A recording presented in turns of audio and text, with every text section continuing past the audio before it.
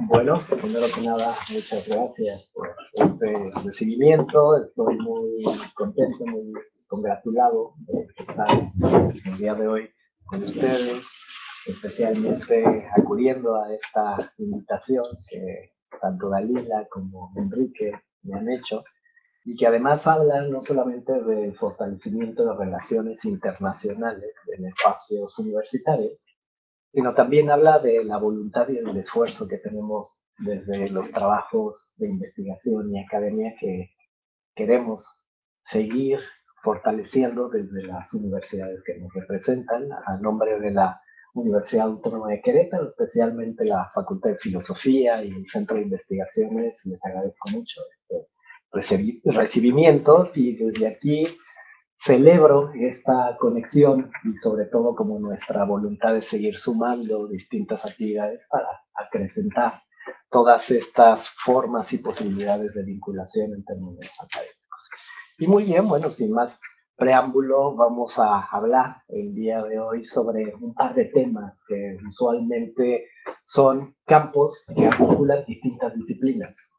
Justo cuando hablamos de alimentación y por otro lado de gentrificación, no estamos hablando de elementos disciplinares como únicamente la antropología, ni tampoco la historia, ni solamente la literatura. Estamos hablando de campos de articulación temática que además tienen que ver con distintas perspectivas, con distintas metodologías y sobre todo con formas de poder comprender procesos que además están siendo reflexionados como problemáticas en el ámbito de sus implicaciones en términos del patrimonio, de la educación, pero también de la memoria, de las políticas culturales, de la economía y de la toma de decisiones, especialmente vinculada, en este caso, con declaratorias de patrimonio.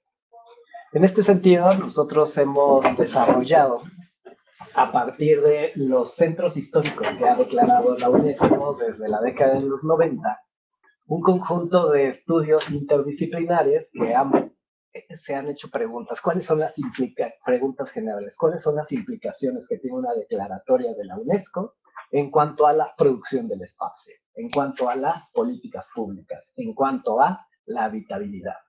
Y desde ahí podemos tener un abanico muy amplio porque las implicaciones son multidimensionales y multiescalares. Sin embargo, quisimos hacerle una pregunta muy concreta. ¿Cuáles han sido estas implicaciones a algo que además representa no solamente elementos de la vida cotidiana, sino también formas de transmisión de conocimiento, procesos de enseñanza-aprendizaje, productos, ingredientes y procesos? Y es ahí justo cuando le empezamos a hacer preguntas a la alimentación. Y desde ahí pudimos enhebrar preguntas relevantes en cuanto a cuáles han sido las implicaciones que han generado declaratorias al interior de procesos alimenticios en áreas declaradas como patrimonio cultural. Obviamente desde aquí ya vamos entendiendo que lo que estamos estableciendo es como un paradigma en términos de un proceso crítico, porque si bien las declaratorias tienen un espíritu de la preservación, la salvaguarda, la conservación, la autenticidad, lo que estamos viendo al interior de lo que sucede en estos espacios es una gran cantidad de fenómenos que desbordan todos esos buenos espíritus de las declaratorias.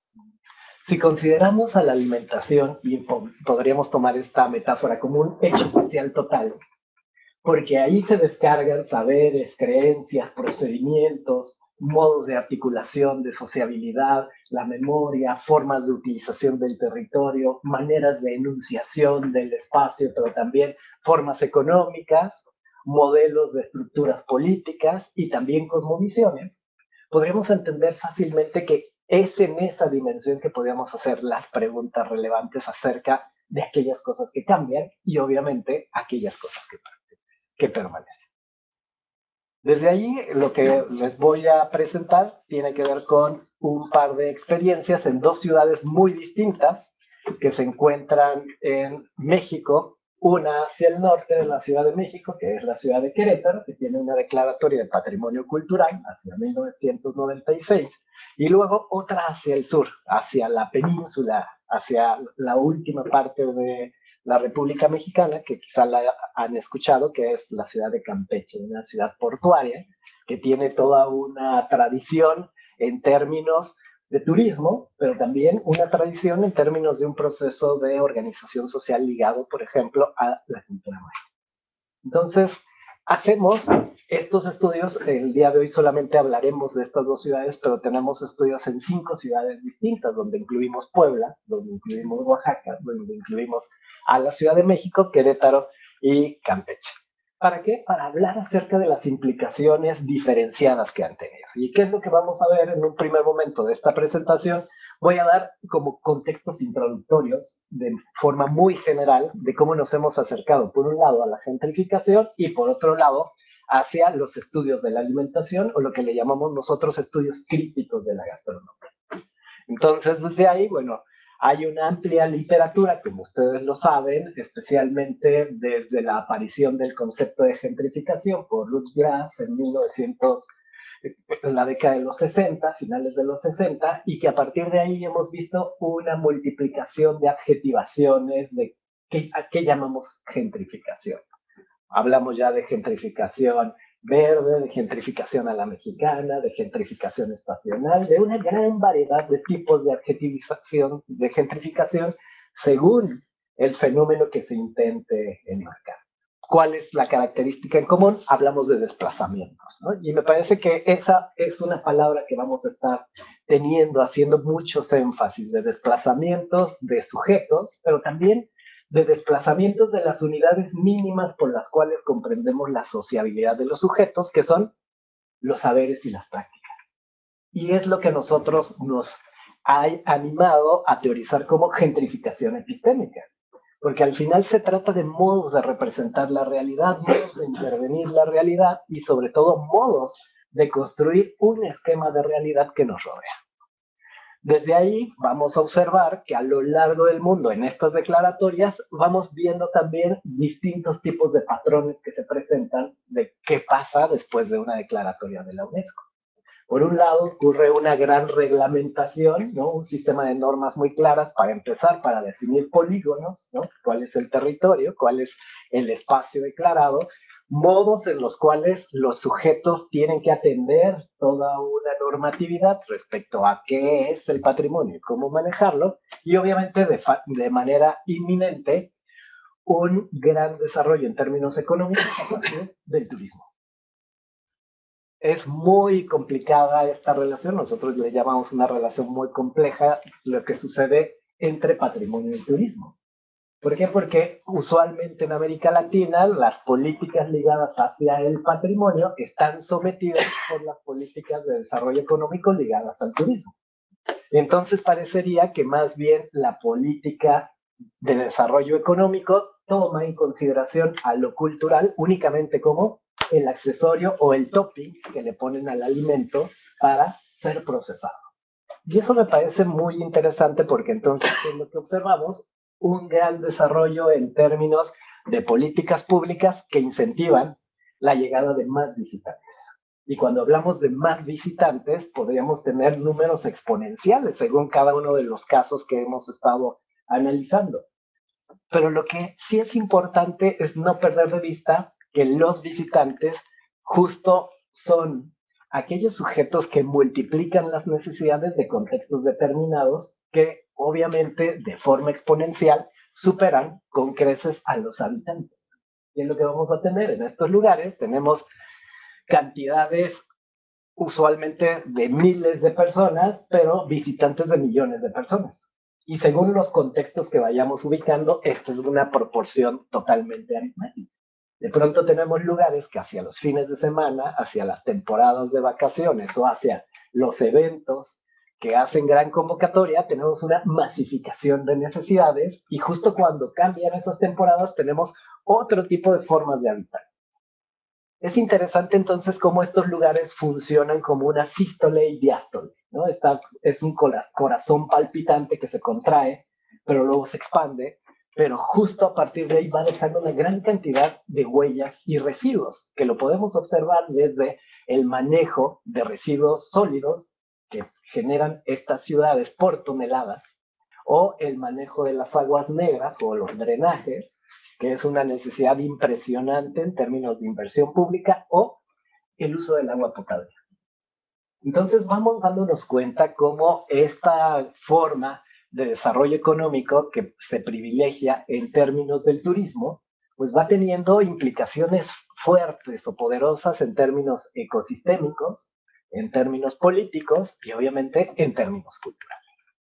En nuestro país, en México, a partir de la década de los 80, finales de los 80 y los 90, el tema de las declaratorias se convirtió en una estrategia política. De hecho, el estado de Querétaro, a pesar de tener un tamaño que territorialmente representa el 1.2 de la República Mexicana, tiene 4 declaratorias de la UNESCO. Una como un centro histórico, otra como un circuito de misiones franciscanas de la Sierra Gorda, una como paisaje cultural inmaterial y una como una ruta hacia Estados Unidos de Camino Real Tierra Adentro. ¿Para qué han servido también estas declaratorias? Pues obviamente para hacer que el turismo se convierta en uno de los motores de desarrollo económico y especialmente de ciudades medias en México, como lo es Querétaro, Guanajuato, San Luis Potosí, Zacatecas, estas ciudades que no tienen playa, pero que sí podrían tener un anclaje histórico, ¿no? Que sí podrían tener un tema de autenticidad en términos de la memoria y la identidad, y que también pueden ser espacios en los cuales los visitantes desarrollen prácticas vinculadas con el patrimonio. Entonces, desde ahí vamos observando que en México todo el desarrollo de la política, de las declaratorias, pues justo ha tenido una gran cantidad de impacto en el tema turístico. ¿Qué es lo que estamos observando? Pues lo que estamos observando son grandes transformaciones en el uso del espacio. Esto que se llamaría la estetización del espacio, ¿no?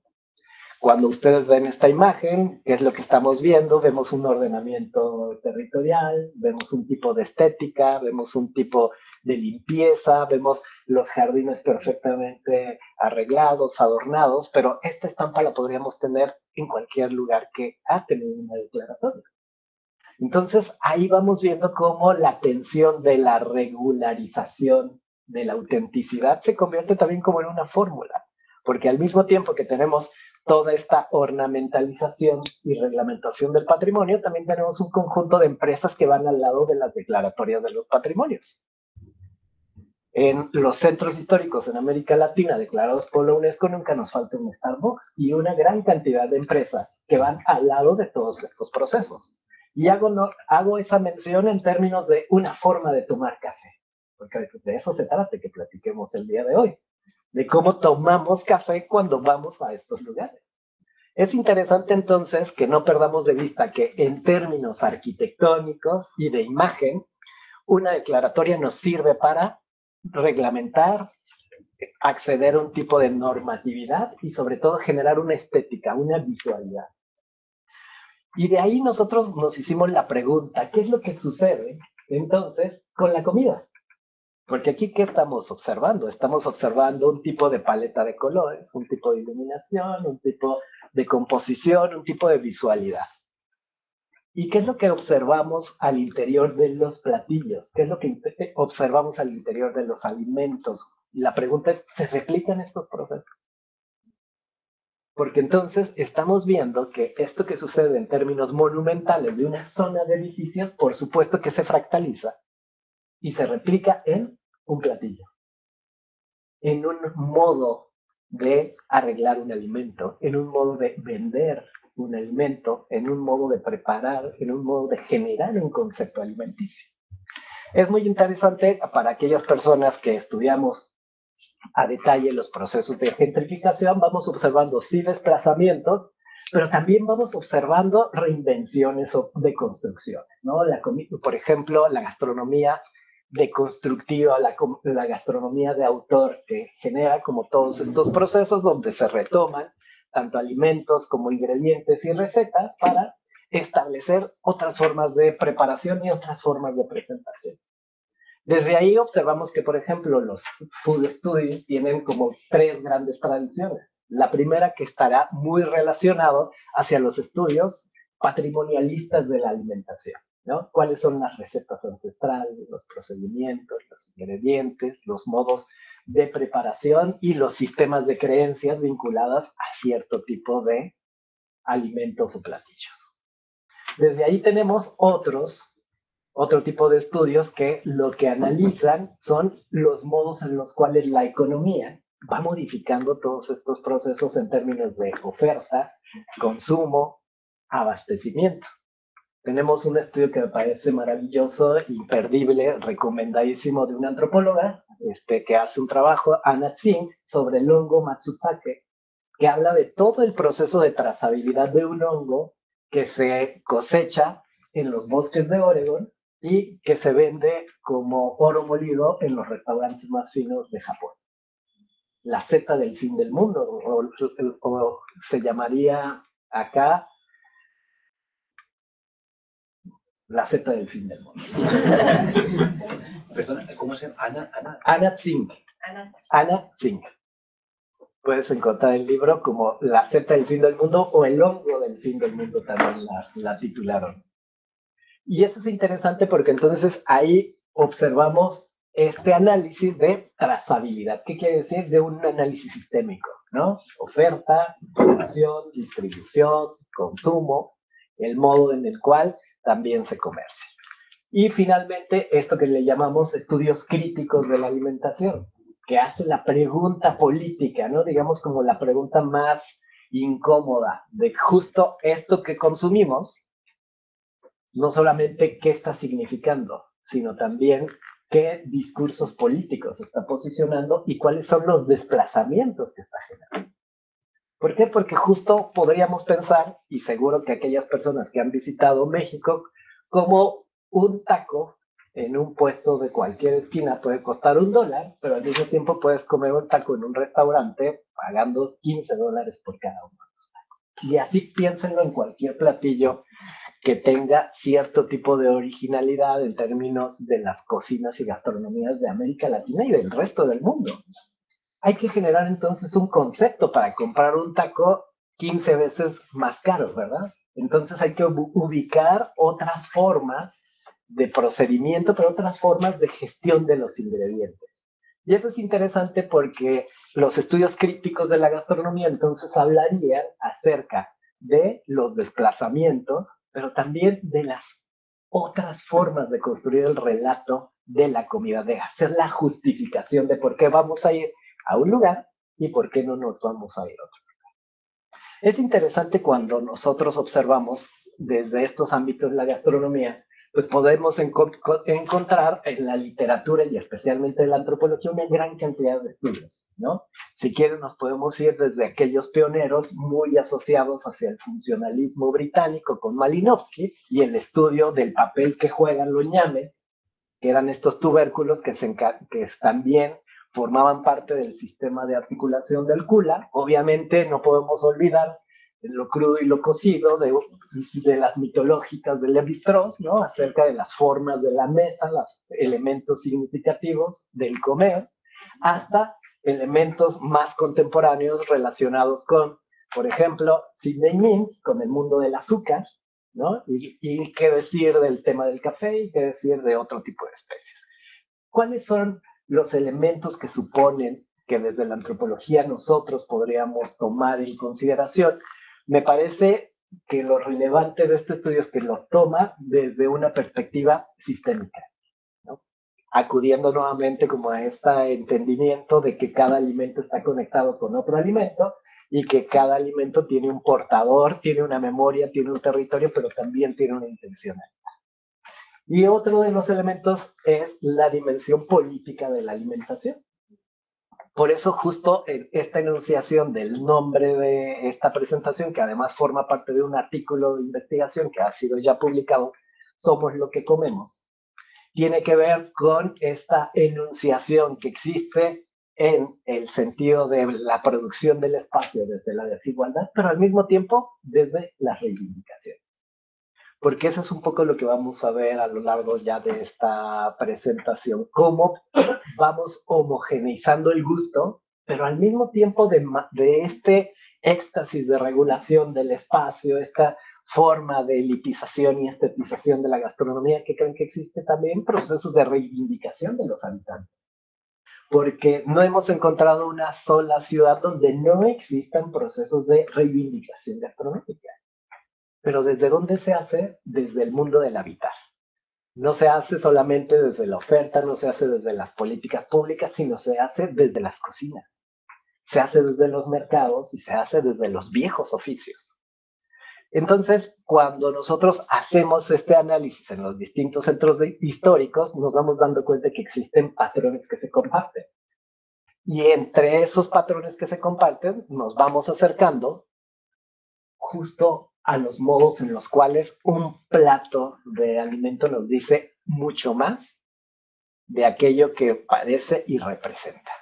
Hoy en día, ustedes en cualquier momento que van a algún restaurante, puede ser que observen en mesas vecinas o quizá también hasta uno haga este ejercicio de que cuando recibe un plato, antes de probarlo, saque una foto. Hay todo un ritual. Hoy en día, antes del comer, ¿no? Quizá en nuestro primer bocado es visual. Y eso es muy interesante de cómo ha cambiado la forma de alimentación. Porque créanme que hace 10 años no nos deteníamos para sacar una fotografía, ¿no? Hace más de 15 años no nos deteníamos para hacer esta pausa donde el primer bocado sea esta imagen. Pero al mismo tiempo esta imagen para una red social. Y esta imagen para una red social donde decimos en dónde estoy. Y en dónde estoy, y si quiero le pongo con quién estoy. Y si puedo pongo un hashtag que dice food lovers o corn food, ¿no? Porque justo son esas categorías que dentro de las formas de socialización digital hoy existen para validar esta práctica. Pero se están dando cuenta que estamos hablando de la práctica de una mesa que inmediatamente se catapulta al mundo digital. Y esa forma en la cual nosotros nos alimentamos, ¿qué privilegia? La visualidad. O sea, por eso les digo, el primer bocado es con los ojos. Y el segundo bocado es la gestión de nuestra digitalidad de esa visualidad. Ya le puse que estoy aquí en tal lugar y que además es tal lugar, que puede ser un sitio como chic, como lindo, ¿no? Y que además puedo poner lo que me comí. Eso me parece que forma parte también ya de una transformación cultural que quizá no nos hemos percatado, pero hoy en día estamos prácticamente buscando estos modos digestivos de consumir más allá de lo físico. Tiene que ver con una forma de consumir digital y estos procesos están obviamente orientados por los lugares. Cuando nosotros ubicamos en estos centros históricos, siempre vamos a ver que existe una gran transformación del espacio de aquellos lugares que estaban destinados a la producción de la comida para los habitantes, a aquellos lugares que hoy en día están destinados para el paladar internacional. Este gusto del visitante, que prácticamente ya no cubre las expectativas del gusto de lo local. Y no vamos a decir que están peleados unos y otros, sino vamos a decir que todas aquellas freidurías, todas aquellas cocinas, todos aquellos confiterías, todos aquellos lugares propios de historia y memoria de los habitantes, pues van siendo desplazados por un conjunto de lugares que venden este tipo de experiencias, pero no para única y exclusivamente para los habitantes, sino para otro gusto que tiene que ver con los visitantes, pero al mismo tiempo para otra capacidad económica. Eso no lo vamos a poder dejar de observar. La transformación en la producción del espacio es, al menos en los centros históricos que estamos analizando, del 70% de transformación de los lugares gastronómicos. ¿Qué quiere decir? Que de cada 10 perdimos 7 que estaban orientados al consumo local y los transformamos para hacerlos y dedicarlos al consumo global. ¿Se sigue vendiendo comida? Por supuesto.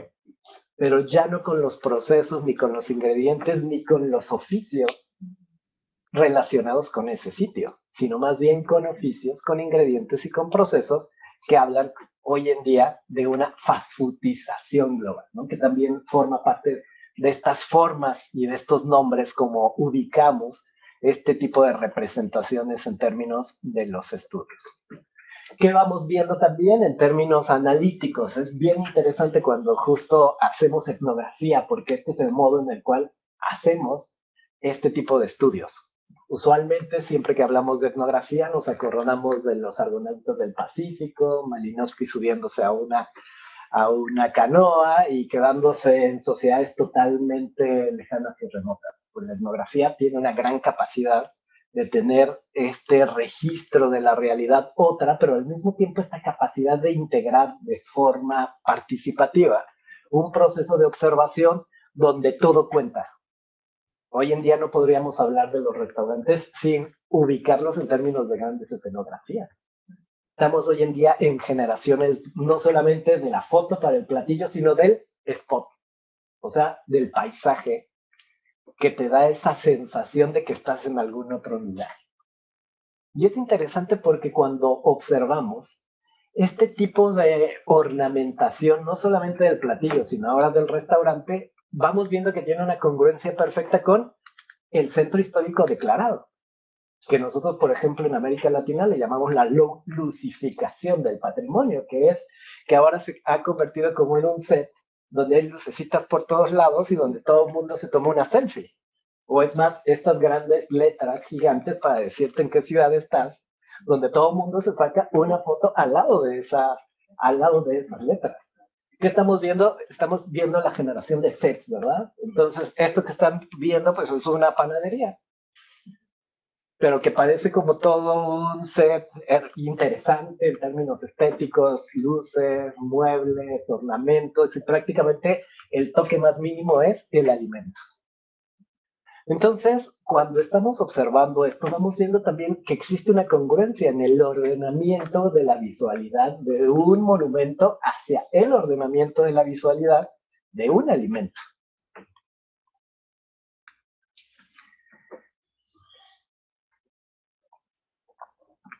¿Qué es lo que nosotros vamos ubicando? Esto ya un poquito lo platicamos. Es los distintos impactos, ¿no? Porque ya justo hablábamos de estos procesos de transformación en términos macro, vamos a decirlo así, en términos de zonas de monumentos. Y entonces ahora, pues justo lo que estamos como también analizando son los procesos de transformación en términos micro. Porque cuando hablamos de producción del espacio, de los desplazamientos de los lugares de venta de estos tipos de alimentos, entonces nos estamos quedando solamente en un nivel. También nos habla de desplazamientos de oficios. Por ejemplo, oficios como los carniceros, como los pescadores, como los agricultores, o como la gente que cosecha o recoge y va a vender a estos lugares. Y eso nos parece que puede ser aún más grave, en el sentido de que no solamente nos habla de una actividad de corte económico, sino de saberes y creencias vinculados con un alimento. El mejor tiempo para cosechar una fruta, el mejor tiempo para pescar, la mejor forma o el mejor procedimiento para tratar la carne. Son formas en las cuales los gremios, ya sea de agricultores, de campesinos y de carniceros, tienen alrededor de otro tipo de vínculo con el alimento. Y a partir de ahí nos vamos a otra dimensión que también se transforma, los procedimientos. Hay, por ejemplo, en este estudio que hicimos alrededor de los espacios de declaratoria, pero también de los mercados, porque no podemos entender ninguna ciudad sin el sostén de distribución que son los mercados. Al menos en México, en toda la parte de Aridoamérica, Mesoamérica, el mercado, o como le llamamos también nosotros, el tianguis, sigue siendo prácticamente esta estructura formalizada, identitaria de distribución, consumo de distintos tipos de mercancía. Cuando nosotros también nos acercamos a este tipo de mercados, lo que estamos observando es un conjunto de transformaciones en términos de aquello que se considera lo nutritivo y lo sano, pero lo moderno y lo atrasado. Encontramos una señora que, por ejemplo, nos decía, es que a la gente moderna le gusta utilizar el aceite. A la gente del campo le gusta utilizar simple y sencillamente las cosas asadas o cocidas. Otra vez hasta pensaríamos muy levistrosianamente, ¿no? Entre lo crudo y lo cocido podríamos hablar de lo frito y lo asado, ¿no? Pero además como si la fritura fuera como esta señal de la modernidad, que si no nos vamos muy lejos, pues obviamente el proceso de fastfoodización es un proceso de fritura, ¿no? El proceso de todo bajarlo a la fritura, a la freiduría, las papas fritas de cualquier lugar que vende hamburguesas, es como un ejemplo emblemático, pero que también tiene que ver con lo que significa comer. Significa comer no que sea sano, sino que es moderno. Y eso también da estatus, ¿verdad? Porque la alimentación siempre está articulada a un tema de estatus. Y esto ya lo había evidenciado desde hace ya varias décadas Lévi-Strauss con lo crudo y lo cocido, con las formas de comer en la mesa, los cubiertos, los alimentos, los tiempos, las formas en las cuales vienen uno tras otro, justo nos habla de procesos de asimetría. Y esa frase de esta persona dice, y es que así comen las personas de ciudad. Otra vez en esta contradicción siempre del mundo de lo rural y de lo urbano, ¿no? En esta lógica de la modernidad y de la tradición, pero también que nos habla de un espacio de construcción de imaginarios. Nosotros ya dejamos de producir estos alimentos porque ya no hay gente que lo consuma. Ya no hay gente que lo consuma. Eso también nos parecía como algo relevante en el sentido de hacia dónde están llegando estos oficios, estos productos, estos ingredientes y estos procedimientos. Si se fijan, no solamente se trata de lo que se come, sino todo el proceso, por eso hablábamos de gentrificación epistémica, con todo el proceso que le acompaña de conocimientos, de valores, de referencias y de elementos. Este caso del estado de Querétaro, y Dalila lo puede testificar, ahora que estuvo, conoció la calle 5 de Mayo, que es la calle turística por excelencia. Cada centro histórico declarado tiene dentro de sus poligonales las calles que son más para los turistas, ¿no? Entonces nosotros hicimos estos estudios etnográficos a lo largo de todas estas calles. Esta calle mide más o menos 1,2 kilómetros, entonces vamos caminando por todo ese espacio a ver qué es lo que hay, en términos de distinguir los distintos tramos que las conforman, donde podríamos encontrar tramos que le llamamos con un alto índice de gentrificación, donde nadie vive ya. ¿Qué pasa cuando tenemos lugares donde nadie vive? Solo tenemos espacios laborales, ¿verdad? Entonces ahí es muy distinto habitar o utilizar el espacio. Te conviertes en un usuario del espacio y no en un habitante del espacio. Entonces encontramos cuadras que solamente están sostenidas desde la actividad económica, donde nadie puede protestar si pasa o no la basura, porque al final la gente trabaja ahí, no habita ahí, donde nadie puede tener una presencia frente al Estado cuando hay algún problema, porque al final los dueños usualmente tampoco son inversionistas de la ciudad, sino son inversionistas nacionales o internacionales, que no les preocupan estos grandes temas, y que lo que vamos observando es cómo estos lugares también van teniendo estas formas donde la intensidad de la gentrificación puede ser muy interesante. En el caso queretano podemos, por ejemplo, observar cómo hay un espacio, un tramo dentro de esta calle que tiene la fuerza de la gentrificación más exacerbada porque no vive nadie. Pero en el último tramo tenemos una gran cantidad de habitabilidad del 80%. La pregunta que viene para todos nosotros es, ¿y por qué en la misma calle hay gente que todavía habita y procesos de gentrificación brutal? Entonces, esa primera pregunta es, ¿qué lo sostiene? Y nos dimos cuenta que quien sostiene la vida comunitaria de este tramo es el mercado. El mercado, porque en el mercado hay un conjunto de prácticas que no solamente tienen que ver con la distribución, con la venta y el consumo, sino también prácticas ligadas a la religiosidad popular, a los santos patronos, a las procesiones, a las peregrinaciones, a la conjunción de barrio, ¿no? A esta generación de sentido barrial donde va deteniendo o hasta en algunos procesos dosificando que se vaya transformando el tejido social. Entonces, vemos perfectamente cómo en un primer plano tenemos toda esta transformación de espacios habitacionales en restaurantes, cafeterías, bares, pero también galerías, también estos distintos teatros, formas de entretenimiento, y vamos viendo cómo hasta el final van resistiendo. Y esas resistencias son muy interesantes porque muchas de las personas de este último tramo se dedican hacia su articulación con el mercado, pero también a la preparación de comida desde sus casas. Seguro que por acá también pasó este fenómeno que cuando vino la pandemia, el WhatsApp se convirtió en una forma muy interesante de generar vínculos, ¿no? De personas que cocinaban en su casa y decían, yo tengo pan, yo estoy haciendo esto y yo estoy vendiendo esto, ¿no? Y entonces todos esos emprendimientos que ya tenían como distintas tradiciones, distintas generaciones sucediendo, fueron ahora sofisticándose hacia temas de uso de redes sociales para sostener el mismo territorio. Es interesante cuando vamos observando cómo estas imágenes fractalizan los mismos procesos. Este es el ejemplo que queremos dar. Estamos en Querétaro, pero lo que se come son, como típico para los turistas, es comida oaxaqueña y comida yucateca. Comida del sur-sur y comida del sur-pacífico, como lo mexicano. Cuando se trata, por ejemplo, de cocina internacional, ¿cuál es la cocina que se vende como internacional? El sushi,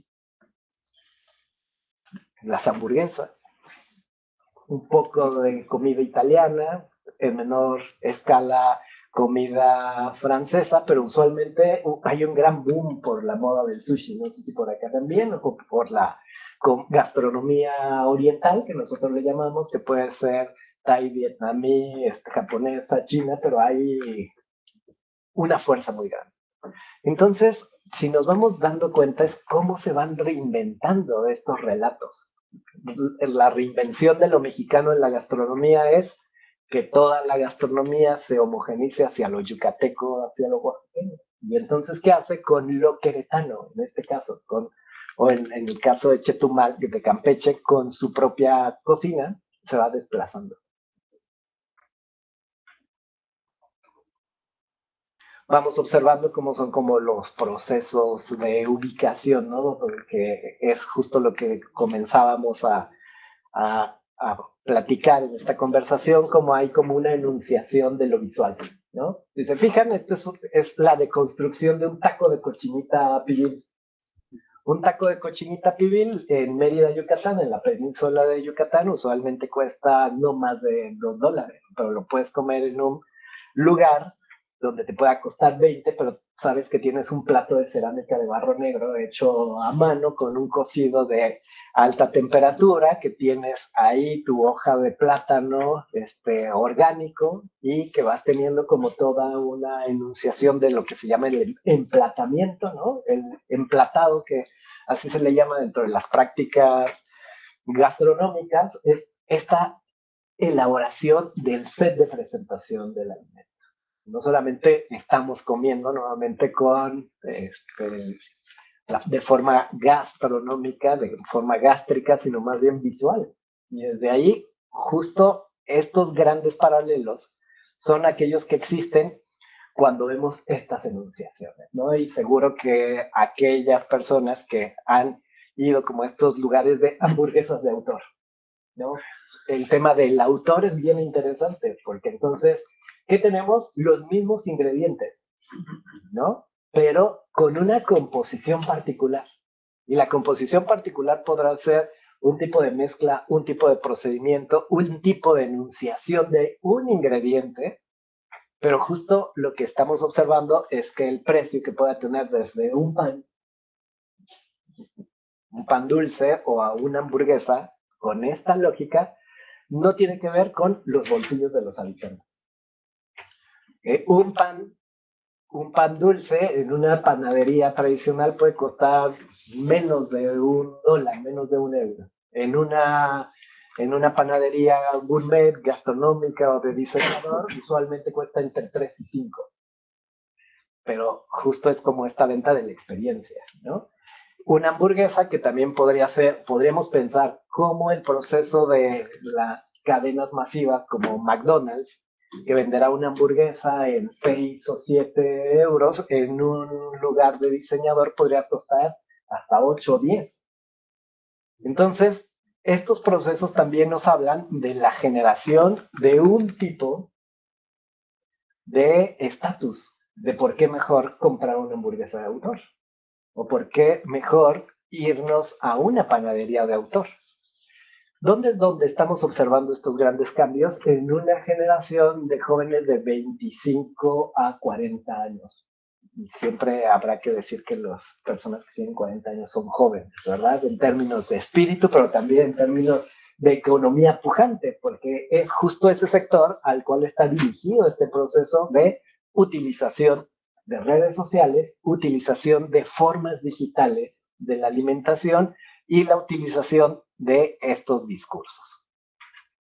Por otro lado, ¿qué es lo que estamos observando, por ejemplo, en centros históricos declarados como Campeche? Ahí observamos un proceso que tiene que ver con la ocupación del espacio. Y los procesos son muy interesantes porque seguro que por acá han tenido distintas tensiones cuando el espacio público se convierte en privado con las mesas de los restaurantes. Y eso son discusiones fuertes, ¿no? Sobre todo de quién es el espacio público. Y aquí estamos observando en el caso de Campeche sobre una calle. Una calle, aquí tenemos esta fotografía donde podemos observar que además la función peatonal, la función en términos del estacionamiento y la función vial. Y de pronto la vemos totalmente llena de mesas y sillas y de todos estos además arreglos que hoy en día tienen estas calles patrimonializadas para que se conviertan como en estos espacios de atractivos. Entonces la pregunta es, ¿qué pasa con esas funciones dentro del espacio? Pero estamos observando cómo justo dentro de estas formas también se ha convertido en un proceso de desplazamiento de personas por parte de la fuerza pública, ¿no? En América Latina el tema de las personas que tienen autoempleo, que en algunos casos les llaman vendedores ambulantes, pues se ha convertido prácticamente en una misión a razón de los centros históricos declarados. ¿Por qué? Porque hay como todo un proceso de vigilancia, de persecución de quién es el espacio público. Y es interesante cómo, por un lado, tienes la permisibilidad de utilizar toda una calle como un set de restaurante con mesas, con sillas y con todas estas alegorías, y por otro lado tienes la persecución de la gente que vende cosas que además tiene que ver con la producción en sus milpas. Porque aquí no solamente estamos hablando de mujeres que venden artesanía, sino también de mujeres campesinas. En el caso, por ejemplo, de Chetumal, pues se trata de comida marina, ¿no? Muchos mariscos, pescados, toda la frescura que puede tener el mar. Vamos viendo cómo hay nuevamente estos procesos de presentación, ¿no? O sea, es hermoso. O sea, te lo comes con una fotografía, ¿no? Pero prácticamente son los mismos ingredientes. Ustedes pueden observar una base de una tortilla, ¿no? Y de pronto tenemos aguacate, tenemos algunas hierbas aromáticas, esto es una jaiba y esto es una fritura a razón de una tocineta. Eso sabe delicioso, no voy a negarlo, pero justo el taco de jaiba, pues es un taco que prácticamente tiene los mismos ingredientes pero presentados de otra manera. Y es una deconstrucción de autor. Entonces, cuando nosotros observamos estas reinvenciones, estas deconstrucciones, tendrán que ver con la justificación de la autoría de algo que existe, pero al mismo tiempo que parece ser que está en tensión de quiénes son los conocimientos y las prácticas para hacer esos procesos. Este me parece que es como también de estas situaciones muy emblemáticas. Este es un monumento que se hizo en el Centro Histórico de Campeche a razón de una vendedora de mangos. Y eso es muy triste, porque usualmente la monumentalidad que hace se convierte en el testigo de lo ya desplazado. Y entonces hablamos de una vendedora de mangos que es pues una mujer que se dedica a la recolección de un árbol muy identitario, de un árbol muy representativo y además de una forma de microeconomía donde muestra además la fuerza y la centralidad de la mujer en el ejercicio de la alimentación, no solamente como proceso de elaboración de la comida, sino también de distribución.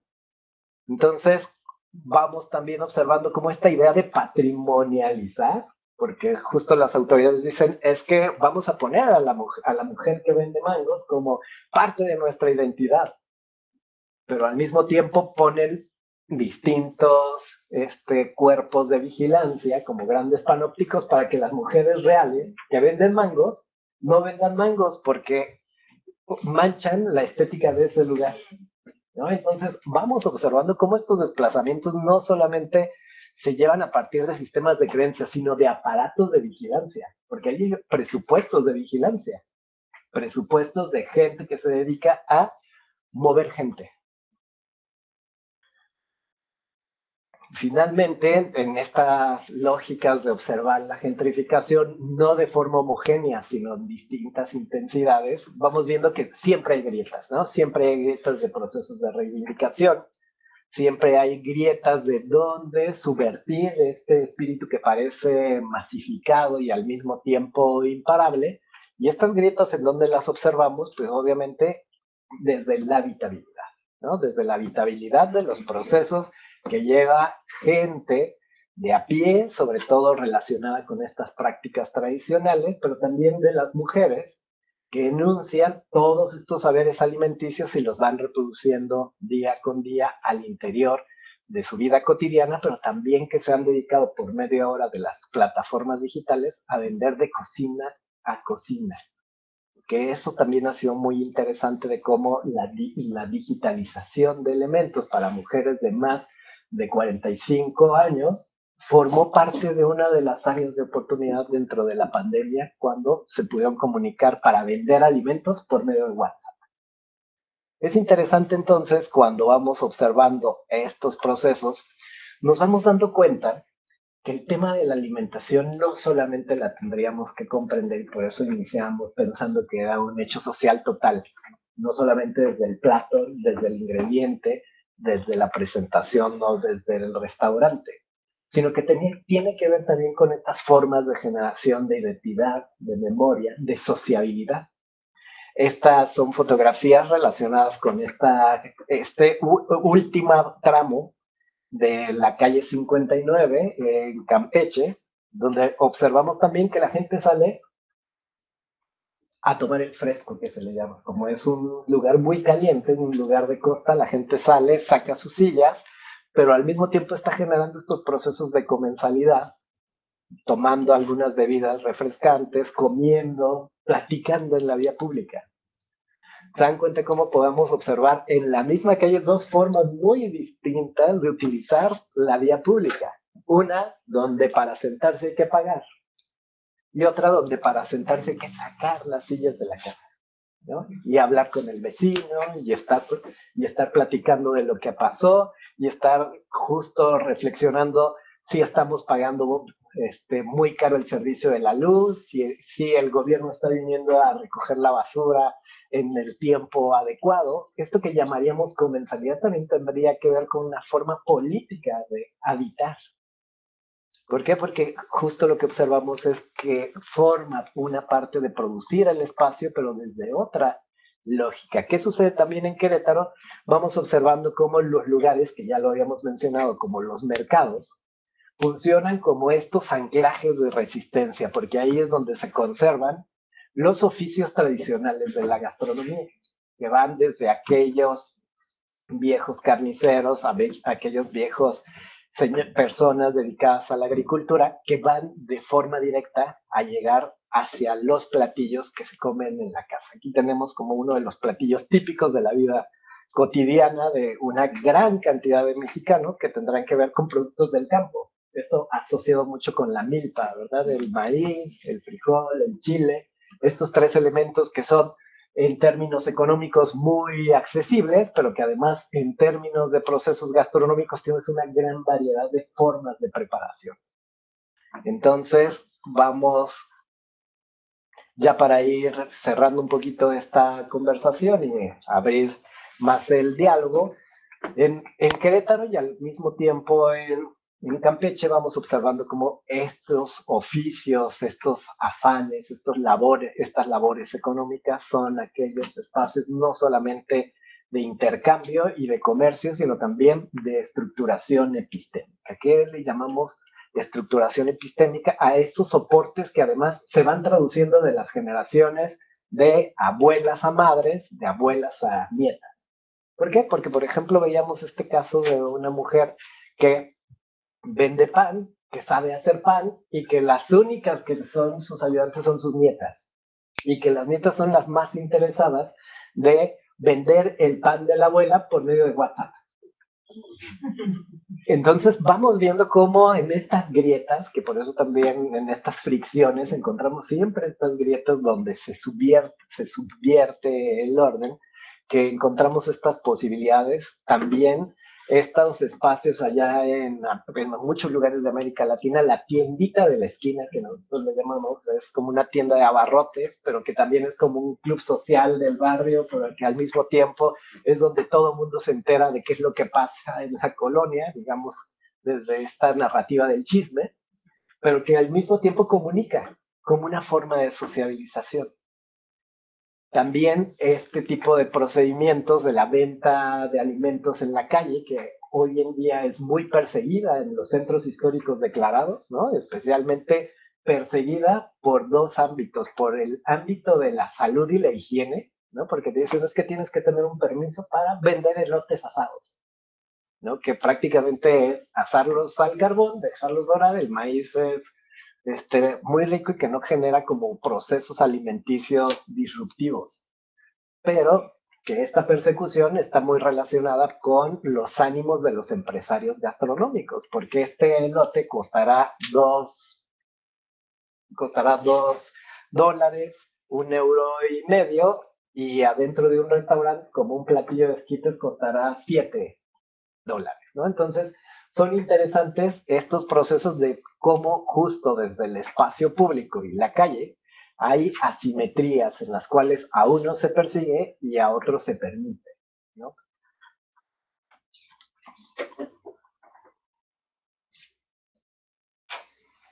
Finalmente, lo que observamos es que no solamente dentro de estas políticas vinculadas hacia la patrimonialización, pues se trata de iluminar calles, edificios añejos, estetizar el espacio público, sino también como justo incentivar la generación y la multiplicación de la habitabilidad a partir de todos estos procesos de prácticas culturales que están vivas.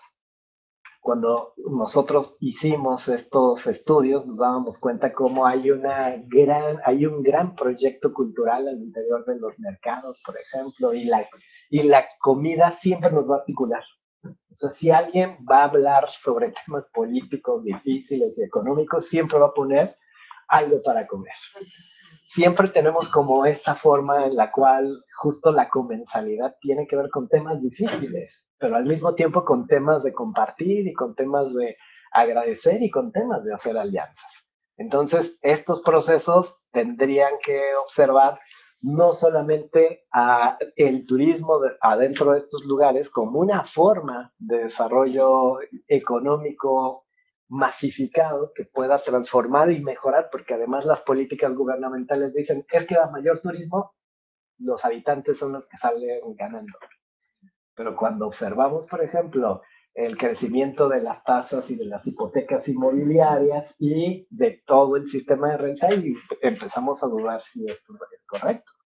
Interesante también tendrá que ver con generar estos procesos de acompañamiento sobre temas relacionados con la alimentación, la educación, pero también el ocio, la sociabilidad, y especialmente porque se trata de este tipo de prácticas que hoy en día todavía siguen sosteniendo grandes elementos de la memoria, que tristemente podríamos ser testigos de sucesos y de creencias y de prácticas que ya no van a existir. Esa era un poco justo esta advertencia que hace este autor, Manuel Delgado, en este libro de Tristes Trópicos de Lévi-Strauss. Dice, los etnógrafos siempre llegan al lugar indicado para ser testigos de algo que quizá se extingue culturalmente. ¿Qué es lo que estamos viendo? Que los procesos de desplazamientos están siendo muy intensos a razón de esta cantidad de turistas que usualmente llegan. ¿Por qué? Porque las intensidades de las transformaciones nosotros las podemos ubicar a partir de los miles o los millones de turistas que recibe un espacio. No es lo mismo la intensidad que pueda recibir una colonia o un centro histórico que son 10,000, 30,000, 100,000, 1,000,000 o 10 millones de visitantes a razón de las formas en las cuales se pueden estar sosteniendo. Entonces, finalmente, ¿cuál sería como algunos de estos hallazgos? Pues es que justo desde esta lógica multidimensional y multiescalar podemos darnos cuenta que la gastronomía también es política, la gastronomía también forma parte de un proceso histórico. La gastronomía también la podemos articular con un enganche socioterritorial y sobre todo la gastronomía nos muestra los valores culturales que nos estructuran a partir de nuestra socialidad contemporánea. Pues entonces creo que aquí lo dejaríamos para empezar a dialogar y muchísimas gracias. Gracias.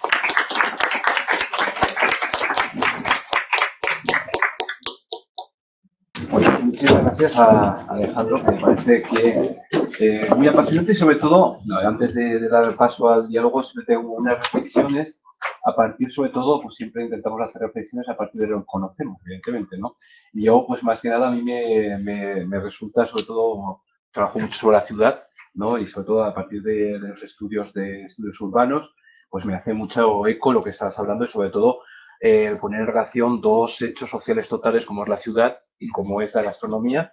Todavía me parece muy interesante de comenzar a partir de la definición de patrimonio que da la UNESCO, tanto material como inmaterial, y a partir de ahí pues me parece súper interesante también articularlo con esa idea de gentrificación y la idea de desplazamiento, ¿no? Enseguida, hablando y escuchándote, he pensado, pues evidentemente, a la construcción de espacio urbano, ¿no? Y en ese sentido añadir lo que hablas tú, la gastronomía como un elemento de construcción urbano, como de espacio urbano, ¿no? En la definición que da Lefebvre, ¿no?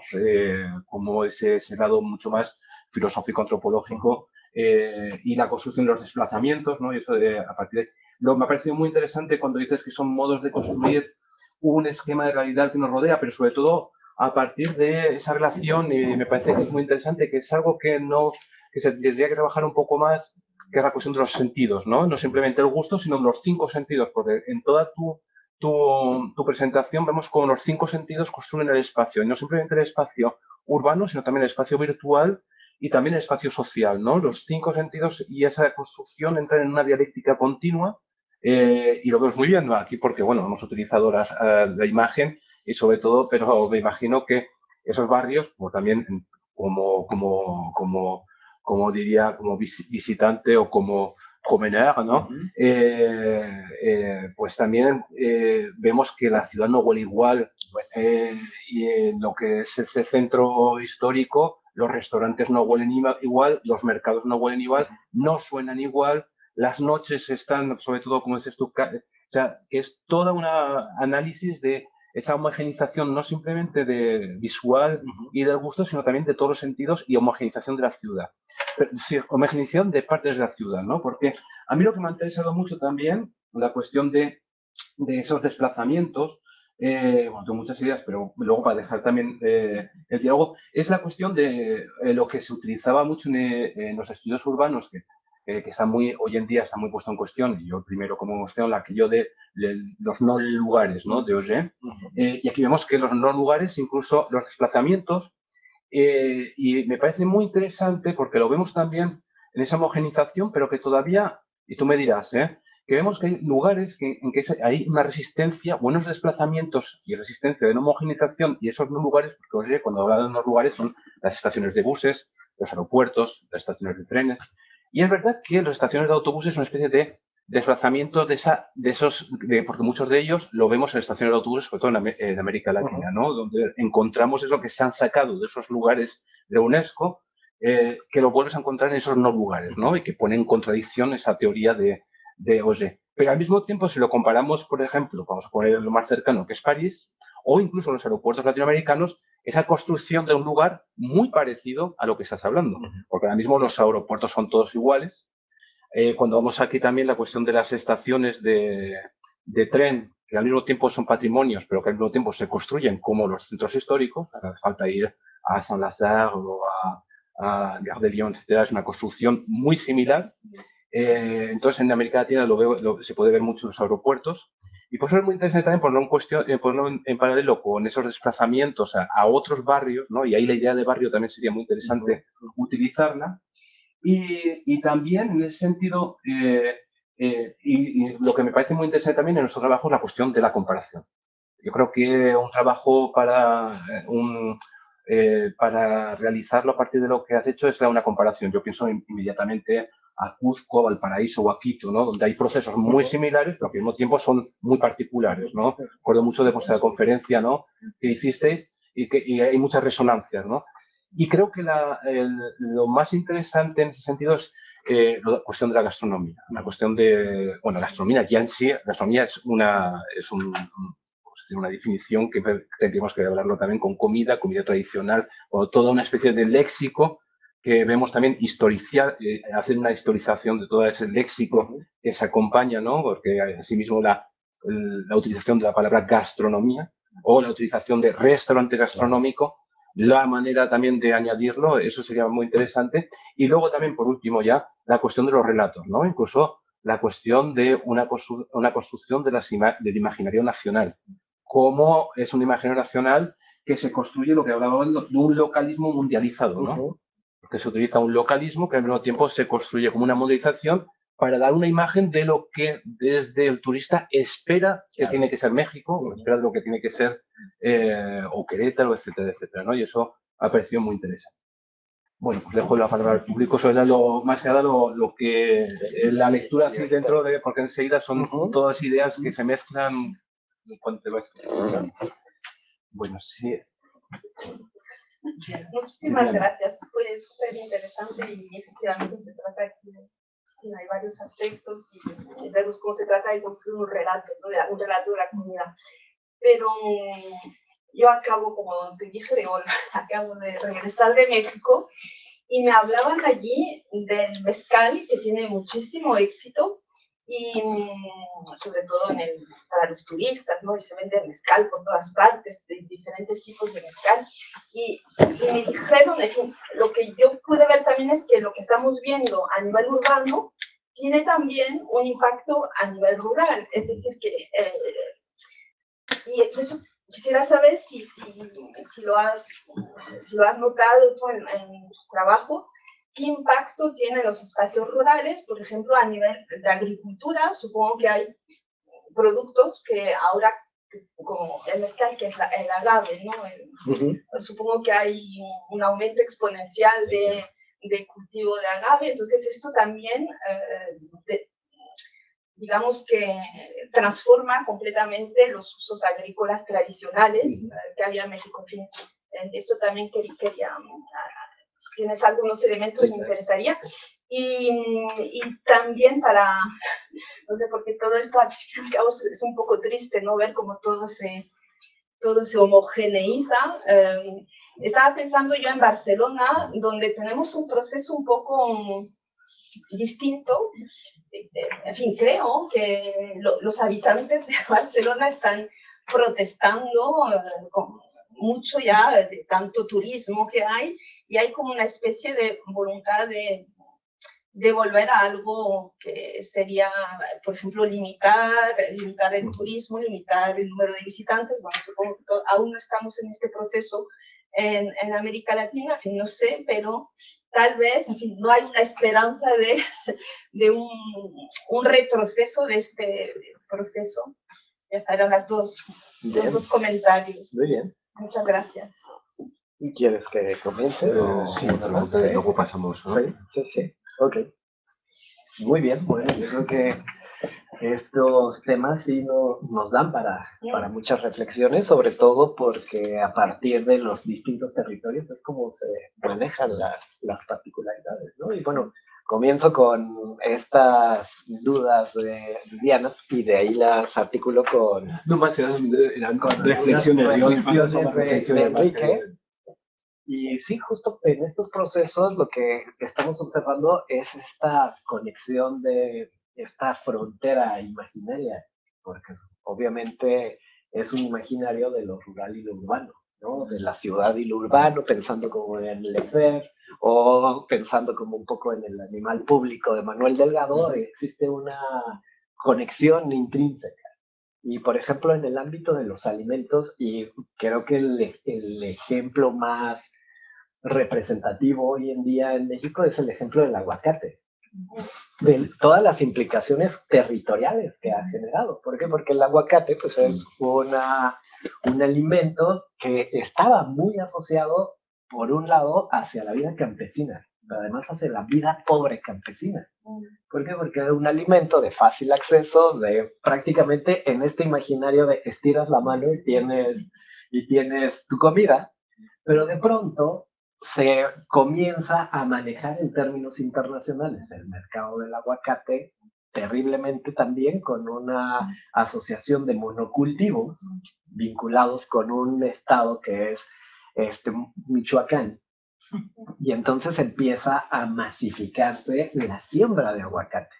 Pero también se empieza a politizar el manejo económico del aguacate y obviamente ahí no solamente estamos hablando de implicaciones de políticas económicas, sino también sociales, donde actores, ya no solamente como los campesinos, sino como el narcotráfico, tiene que ver con el proceso de distribución y de la tasa de precios. Entonces, vamos observando efectos tan grandes y tan graves como la generación de monocultivos de espacios, donde ya, por ejemplo, en Michoacán hay una gran cantidad de lugares donde si no se siembran aguacates, se siembran agaves, pero ya no se siembra milpa.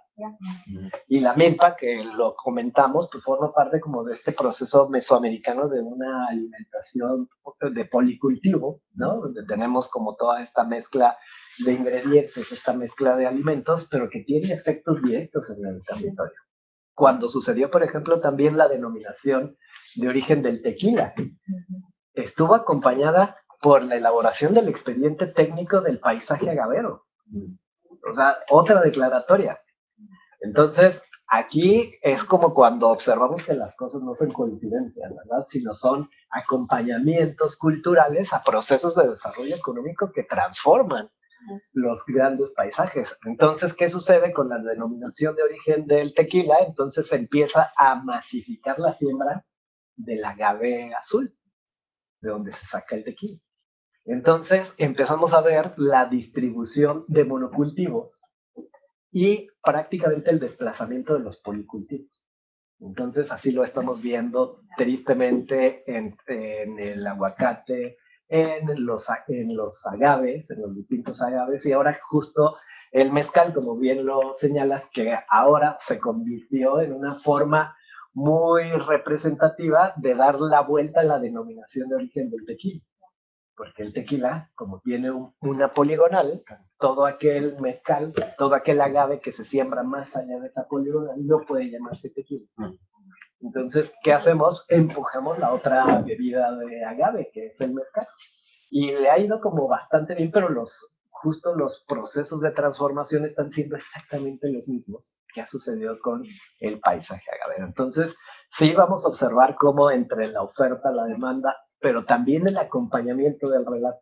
Yo creo que el caso del tequila es un caso muy emblemático porque además justo puso a disposición toda una gran serie de recorridos industriales, ¿no? Hay un tren que vas pasando por la destilería, obviamente los empresarios del tequila, especialmente José Cuervo, justo hizo todo el proceso de financiamiento para el expediente técnico, pero también para hacer los grandes museos del tequila, ¿no? Los viejos alambiques, las viejas instalaciones, o sea, poner también en cuenta que lo que estás probando no solamente es una bebida alcohólica, sino forma parte de la identidad del mexicano, ¿no?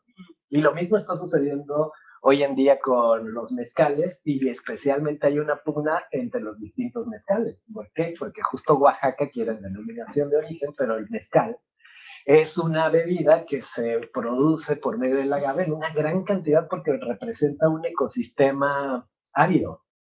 Entonces también mezcal hay en Zacatecas, por ejemplo, mezcal también hay en Querétaro, en San Luis Potosí, que es lo que se hacen procesos como de certificación de cuál es el mezcal con la práctica más auténtica, y a partir de ahí se van generando estos procesos donde intervienen directamente los empresarios, ¿no? El mezcal oaxaqueño es aquel ahorita que se está colocando de una forma muy fuerte. Puedes tener mezcales más caros que los tequilas ahora.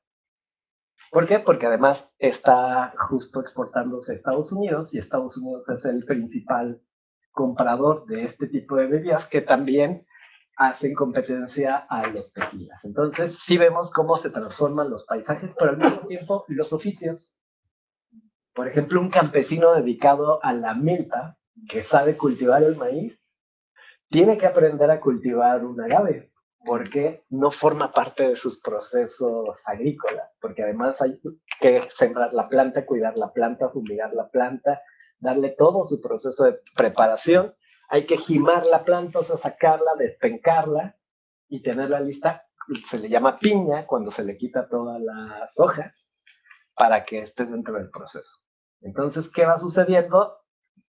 Pues ya si no se practica la milpa, ya no hay cómo se selecciona la semilla del maíz, no se reproduce la fecha de las siembras, los procedimientos de las cosechas, el manejo de los desperdicios que genera la misma milpa, el manejo de otro tipo de cultivos asociados, que además tiene que ver con más verduras, pero también con animales, como por ejemplo las vacas o los borregos, que además se utilizan sus excrementos como parte de los abonos orgánicos adentro de la milpa, y todos esos procesos se cambian para saber cómo trabajar una única planta, que en este caso será el agave, ¿no? Entonces, sí vamos viendo estas transformaciones, las podemos espacializar, pero también las podemos profundizar en términos epistemológicos, cuando pasan generaciones donde la gente ya no sabe hacer una práctica.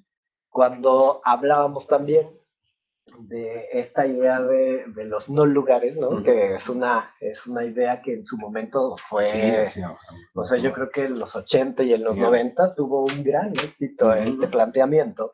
Pero lo que lo ubicábamos también, su planteamiento crítico, es de que no ubicaba, por ejemplo, espacios como en América Latina, donde los no lugares son lugares. No, es que América Latina no funciona. Donde no tenías como este desplazamiento, este deslizamiento, como se llama, sino más bien arraigos, ¿no? Estos lugares donde una gasolinera, una parada de autobuses se convierte en un espacio laboral, se convierte en un lugar donde alguien vende algo, donde alguien consume algo, donde no solamente hay como esto que decía Marc Augé, circulación, de expansión y de contracción, sino también de arraigos, ¿no? De arraigos semimóviles.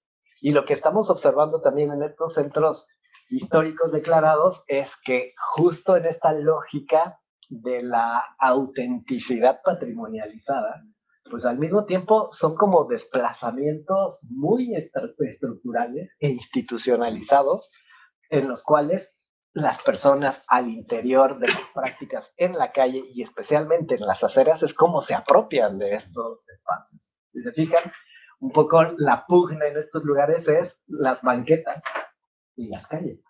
No tanto las plazas públicas, que las plazas públicas siempre tendrán esta necesidad de congregar las manifestaciones, pero es en la calle donde más se hacen estos procesos de vigilancia. ¿Qué hace esta lógica?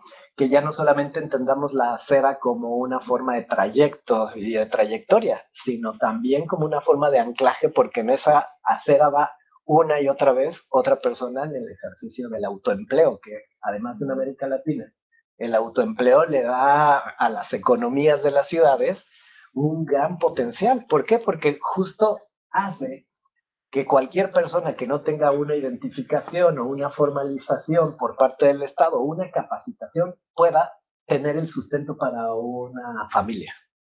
Y es interesante cómo justo desde esa lógica, por ejemplo, en el centro histórico del estado de Querétaro, por decirlo, las personas que son de origen ñañú o también otomí, de un grupo indígena, consideran que un niño o una niña al trabajar se construye como persona, pero la persona no existe si no trabaja. Entonces es muy interesante cuando justo rompes como con este esquema universalista de los derechos donde tú no puedes ver un niño trabajando. Pero para ellos el trabajo no solamente implica una forma de económica, sino también de generar una alianza dentro del grupo social. Y obviamente pues hay trabajos para niños muy pequeñitos como por ejemplo soltar hilos, ¿no? O sea, la mamá si se dedica a bordadora, pues lo pone a que suelten los hilos. Pero eso ya es un trabajo que lo hace pertenecer a un grupo social, ¿no? Entonces ahí vamos observando cómo también esta visión simplista de ubicar el trabajo solamente desde la perspectiva económica y no desde la perspectiva simbólica e identitaria, pues es siempre como una tábula muy rasa que los observa como delincuentes o los observa como ciudadanos, ¿no? Entonces, ahí es donde encontramos. Una cosa, es que esa noción del trabajo en realidad estaba ligada a la explotación. Es decir, digamos que se desautoriza o se ilegaliza es la explotación, no el trabajo en sí. Es el trabajo mediante el sistema de explotación, que es lo que la ley justamente ilegaliza y convierte en delincuencia, ¿no? En delito. Pero yo lo que sí quisiera preguntarte es justamente me parece muy interesante tu comunicación, que la he cogido con retraso y me disculpo por ello, es justamente en el proceso de gentrificación. Hay también una dimensión que es el de la visualización contra el proceso del gusto. Es decir, que estamos viviendo tanto en México, por lo que veo, como en otros países, estamos pasando de digamos, un sistema en que la cocina era ante todo el gusto y el paladar, a un sistema gastronómico en donde el elemento de referencia es la visión, lo visual. Y los platos que estamos viendo son cada vez más visuales, más coloridos, con formas muy diferentes. Sin embargo, el gusto de esos platos es cada vez más uniforme y empobrecido. Y hay una relación, efectivamente, a mi entender, de gentrificación a la inversa. Es decir, que cuanto más se gentrifica, más se empobrece en realidad la gastronomía. Y por añadir, por añadir además del gusto, es la sociabilidad. Sí. Y la sociedad continúa, la sociedad continúa en virtual. Hay un cambio también de sociabilidad, en lo que tú decías, el gusto. La sociabilidad del comensal y la comida se hace, como tú decías, mediante el envío de fotografía, no mediante el intercambio de argumentos o de críticas con los platos que se están comiendo o cualquier otro tipo de conversación que aparezca en la mesa. Estoy totalmente de acuerdo con el comentario y si recuerdan un poco esta foto donde están los vecinos afuera con sus sillas, ¿no? Fuera de su casa, en la acera y en la calle, que tiene que ver con cómo construimos esta sociabilidad si lo hacemos solamente desde las redes sociales o nos salimos a la calle y hacemos justo esta producción del espacio, pero desde otra comensalidad, donde el tema del territorio, la identidad, la memoria, son cosas que se van comiendo y se van bebiendo en cada una de esas noches. Por ahí y luego de Dalila. Es solamente para reaccionar con el último comentario. Justamente cuando yo estaba en Querétaro, creo que vi que había un observatorio, ¿no?, de rescate de la gastronomía de Querétaro. O sea que existen otras formas de, bueno, grupos de resistencia también, que van a crear otras formas de sociabilidad para encontrar justamente esa sociabilidad, ¿no? Internacional en torno a un plato estetizado. Así que, como no hablaste de esos grupos de resistencia, no sé, ¿nos podrías dar un ejemplo de justamente de prácticas de resistencia locales para entender, ¿no?, lo que se hace en México justamente para proponer otra forma de sociabilidad que va a rescatar, ¿no?, esas tradiciones locales? Sí, Zoraida, y luego Sí, bueno, es también sobre una de las, primero pues quisiera agradecer a Alejandro la presentación, que ha sido muy interesante, y también el énfasis en la cuestión de los sentidos, ¿no? Porque claro, está el gusto, estaría también todos los sentidos, ¿no? Que estarían convocados, a lo mejor el oído no tanto, pero bueno.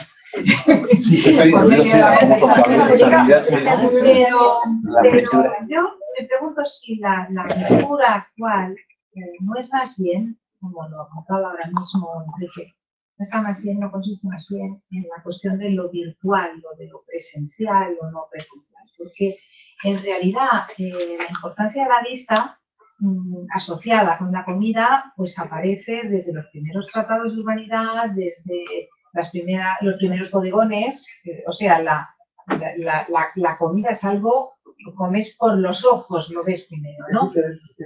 Pero eso estaba presente. Entonces ahora, efectivamente, en la fotografía que tú envías a alguien, pues no está presente, sino que te encuentras en otro espacio, en otro lugar, en otro momento. Entonces es esa dimensión de virtualidad, yo creo, la gran diferencia, y no tanto o sea, mi impresión no es tanto el aspecto visual que sigue existiendo.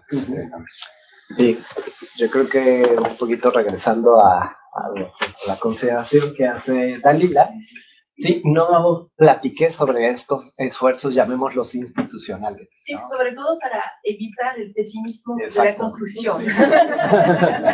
Sí. y justo voy a ser como muy franco, cuando hablamos de patrimonio, me parece que cuando vienen las políticas públicas a salvaguardar, a conservar, me parece que lo que hacen también es aplanar un conjunto de prácticas desde lo cotidiano que existen, pero que de otro modo con las políticas públicas se legalizan. Por ejemplo, está este observatorio de prácticas culinarias o de la comida tradicional. Pero cuando digo comida tradicional, ¿qué representa? Aquella tipificación que se va hacia el origen.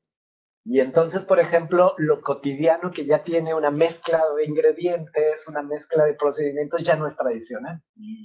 Pero sigue siendo funcional, sigue siendo simbólico, sigue formando parte del gusto, ¿no? Justo como con estos enclaves tradicionalistas para decir qué es lo puro, ¿no? O cuáles son como los platillos regionales, son como formas también a veces muy pesadas de cristalizar nuevamente lo que se entendería como la tradición. Yo creo que si pensamos que no hay tradición sin innovación, pero tampoco no hay innovación sin tradición, esa pregunta de qué es lo que rescatamos, me parece que lo que hay que registrar es las prácticas cotidianas, porque las prácticas cotidianas tampoco es de que sean puras. O sea, también se mezcla aceite, también hay otros ingredientes contemporáneos, también no se va 100% al mercado, también se va a un supermercado, al Carrefour, que también existe, ¿no? Entonces, justo quitándole como esa lógica de lo puro, me parece que en las cocinas cotidianas, de todas estas preparaciones, hacen una argamasa muy interesante de tiempos, de procedimientos, pero también de ingredientes. Justo esta asociación está llevando a cabo también un proceso de investigación para hacer el museo gastronómico, ¿no? Eso también estamos viendo en una tendencia internacional, museos gastronómicos, ¿no? Que hablan de procesos de producción, hasta los procesos de transformación alimenticia. Entonces estamos viendo que el potencial que tiene este tema no solamente está en el ámbito de la reflexión, sino también que entra a un espacio museal, ¿no? ¿Cuál es la experiencia? ¿Cómo vamos a disfrutar dentro de un espacio museal la alimentación? Vamos a ver seguro que líneas del tiempo, ¿no? De procesos de producción, de procesos de distribución, pero como lo estamos reflexionando, el alimento no solamente se degusta por la observación, sino también todos los sentidos. Imagínate una sala inmersiva donde podemos oler cierto tipo de alimentos o cierto tipo de procesos, ¿no? El oído, cuando estamos escuchando sobre, por ejemplo, un tema de extracción de leche, o cuando estamos escuchando un cocido, una fritura, un proceso, que además tengamos esa huella. Entonces, este tipo de instancias gubernamentales, pero también de intervenciones, son muy particulares, y a mí en lo particular también me parece que no hay que dejar de reflexionarlas, porque según el enfoque que tengan, puede ser que sean más papistas que el Papa o más puristas, y que de pronto dejen un conjunto de prácticas contemporáneas fuera, ¿no? Y que además siguen sosteniendo como desde ahí el proceso alimenticio. Creo que un poco cuando hablábamos de los sentidos, también estábamos reflexionando acerca de la velocidad, ¿no? Quizá esta reflexión sobre el tema de los bodegones, de la fotografía, tenga que ver con un poco la velocidad de cómo queremos comunicar, el aceleracionismo como lo queremos lograr, ¿no? O sea, justo que hacíamos esta reflexión, llegamos, fotografía, pero además instante, inmediatamente antes de comérnoslo aquí, ya lo publicamos. Entonces, ese proceso de aceleración me parece que también es parte de estos modos en los cuales estamos no produciendo solamente contenidos, sino también significados, en términos de cuáles son también aquellos espíritus que habilitamos dentro del ámbito de los sentidos. Cuando hablabas acerca de cómo la ciudad huele de manera distinta, podríamos pensar en una cartografía de olores por espacios gentrificados y que pueden justo estar articulados en distintas latitudes en el mundo, ¿no? Ahora que caminábamos nosotros por algo que quisimos nombrarle de manera muy equivocada como el barrio oriental de París, pues justo puedes caminar, pero oler a pica masala que puede tener un proceso también de comida en otras partes del mundo, ¿no? Y me parece que son procesos muy interesantes en términos de cómo el gusto, pero también el olfato y también el sonido. Sabes que ahí se está mezclando algo porque estás escuchando la cuchara que no deja de replicar, ¿no? Entonces, creo que cuando observamos sus posibilidades en términos de las dimensiones, de los sentidos, me parece que la visualidad tendrá que ver como con un enganche, pero creo que en el ámbito del gusto, ahí nos hace falta tener mejores relatos etnográficos para contar a qué sabe la cultura. Sí, estoy de acuerdo contigo. Me acuerdo de seminarios sobre las ciudades, le preguntaba a los estudiantes, bueno, ¿ustedes cómo piensan, cómo olían las ciudades del 19? ¿Cómo eran los sonidos de la ciudad del 19? ¿No? Simplemente la introducción de los trenes, la introducción de los autos, de los olores de la encina, o sea, lo mismo. Sí, por eso a mí me pareció muy interesante la cuestión de los sentidos. Si todavía queda tiempo, si hay algunas reflexiones o algunos intercambios. Si no hay, vamos a concluir. Pues vamos a concluir. Simplemente, pues eso, pues agradecerte porque me ha parecido muy interesante. Me ha parecido realmente que has abierto muchas pistas de reflexión. Dejo la palabra. Pero siempre no solo agradecer a los participantes, también a Alejandro por su interesante conferencia, rica, rica en todos los sentidos. Y a los que están presentes aquí en la sala y los que en línea. Y esperamos, bueno, otras colaboraciones, conferencias para alimentar este proyecto. El segundo plan. El Ahí segundo, está. el segundo. Y sobre todo alimentar. Alimentar. Gracias muchísimo y adiós. Hasta luego. Adiós.